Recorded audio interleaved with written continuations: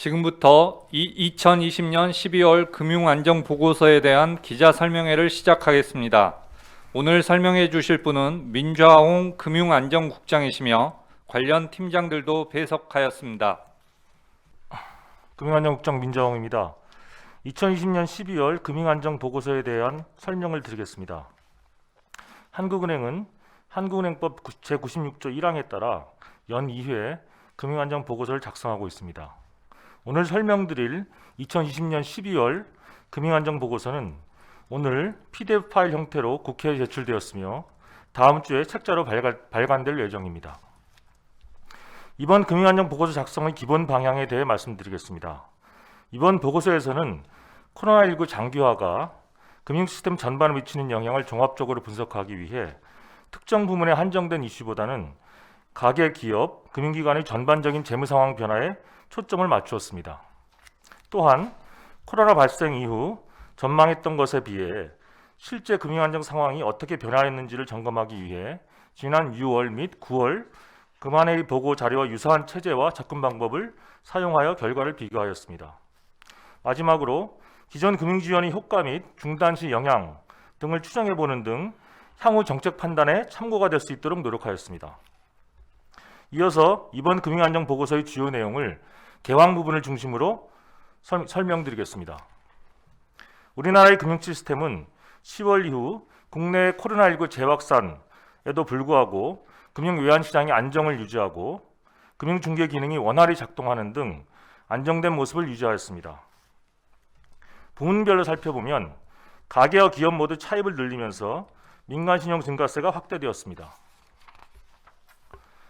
가계대출의 경우 아직까지는 건전성이 양호한 수준을 유지하고 있으나 경기회복 지연 등으로 소득 여건 개선이 미약할 경우 취약가구를 중심으로 부실 위험이 증대될 수 있습니다. 기업 대출의 경우에도 연체율이 낮은 수준을 유지하고 있으나 실적 부진이 지속되면서 기업의 재무 건전성이 꾸준히 악화되고 있어 향후 취약업종을 중심으로 유동성 및 신용 위험이 현재화될 가능성이 있습니다. 자산시장에서는 주가와 주택가격의 상승세가 확대되고 이들 시장으로 큰 폭의 자금 유입이 지속되면서 금융실물 괴리 우려가 커지고 있습니다. 금융기관의 경영 건전성은 대체로 양호한 모습을 보였습니다. 다만 현재 건전성 지표가 금융지원 조치 등으로 실제 리스크를 제대로 반영하지 못하고 있을 가능성에 유의할 필요가 있습니다. 금융시스템 복원력은 금융기관의 자본 비율이 규제 기준을 큰 폭 상회하고 대외 지급 능력도 안정적인 수준을 유지하는 등 양호한 모습을 나타냈습니다.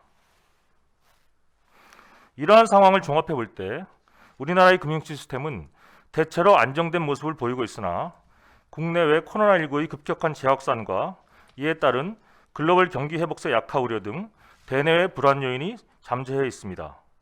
아울러 코로나19 대응 과정에서 가계 및 기업 부채가 급증하고 자산 가격 상승 압력이 강화되는 등 금융 불균형이 심화되면서 중장기적인 금융 안정 리스크가 증대되고 있는 점에 높은 수준의 경계감을 유지할 필요가 있습니다.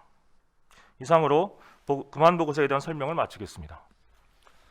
지금부터 질의응답 시간을 갖겠습니다. 기자들의 질문은 출입기자단 전소영 간사께서 취합해 대신 읽어주시겠습니다.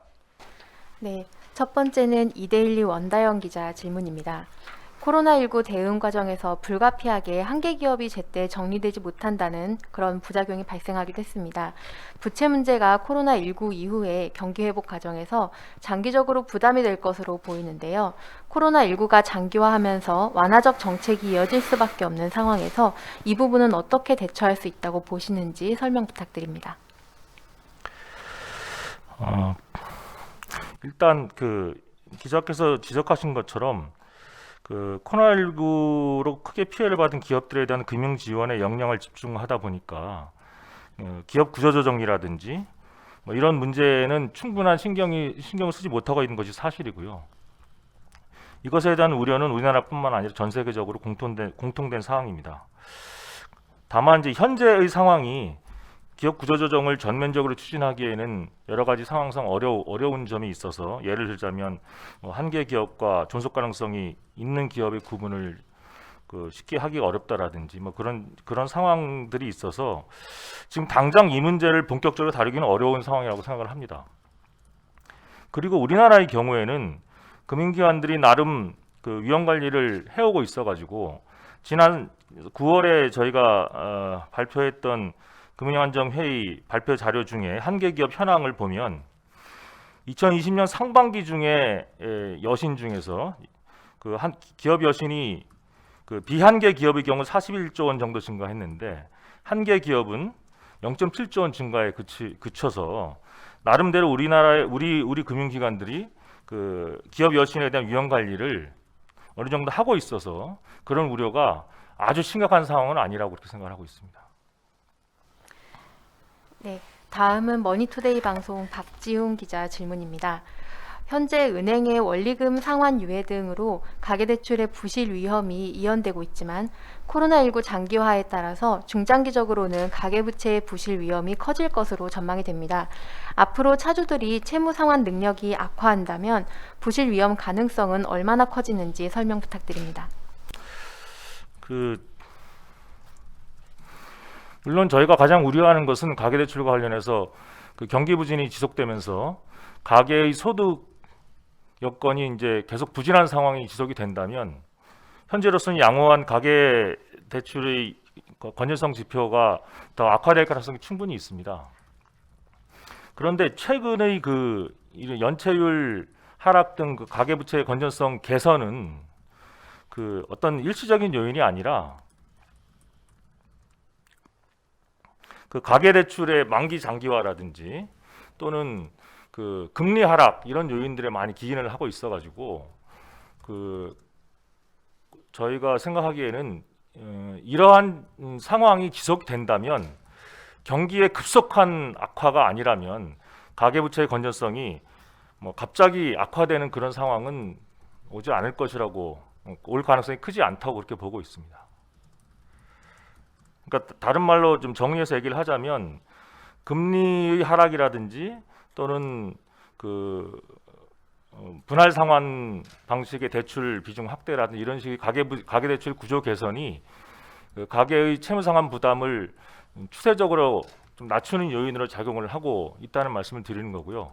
그래서 그 가계 소득의 부진도 걱정이 되지만 지금 우리가 신경을 써야 할 것은 이런 금리의 하락이라든지 뭐 이런 것들이 또는 가계부채 구조 개선 노력 같은 것들이 그동안 효과를 보아왔는데 이런 것들의 영향이 이제 그 우리가 보고서에도 썼듯이 앞으로도 계속 그런 영향이 지속될 것이라고 보기는 어렵거든요. 금리 같은 경우에도 그렇고 또 가계대출의 만기도 그렇고 그래서 이런 그 가계의 채무상환 부담에 영향을 주는 주된 요인들이 그 변화하는 경우에 가계의 그 상환 능력이 빠르게 악화될 수 있다. 그러니까 앞으로 중장기적으로 앞으로 미래를 대비해서 가계 부채의 리스크 관리를 해나가야 되지 않겠느냐 그런 생각을 가지고 있습니다. 네, 추가 질의가 없으므로 이상으로 기자 설명회를 마치겠습니다.